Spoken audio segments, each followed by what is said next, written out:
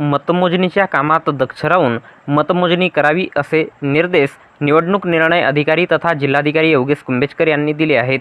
भंडारा गोंदिया लोकसभा मतदारसंघाच्या मतदानाची मतमोजणी येत्या 4 जून 2024 रोजी पलाडी येथे होणार असून त्यादृष्टीने मतमोजणीसाठी नियुक्त अधिकारी कर्मचाऱ्यांनी दक्ष राहून मतमोजणी करावी असे निर्देश निवडणूक निर्णय अधिकारी तथा भंडाराचे जिल्हाधिकारी योगेश कुंभेजकर यांनी दिनांक 13 मे 2024 रोज सोमवारला दुपारी 4 वाजता जिल्हाधिकारी कार्यालय भंडारा येथे आयोजित बैठकीत दिले। या बैठकीला अतिरिक्त जिल्हाधिकारी आस्या पठाण, निवासी उपजिल्हाधिकारी भंडारा स्मिता बेलपत्रे, निवासी उपजिल्हाधिकारी गोंदिया विजया बनकर, नोडल अधिकारी प्रशिक्षण लीना फलके, अप्पर पोलीस अधीक्षक ईश्वर कातकडे, अतिरिक्त मुख्य कार्यकारी अधिकारी कमलाकर रणदिवे यासह सर्व नोडल अधिकारी कर्मचारी उपस्थित होते।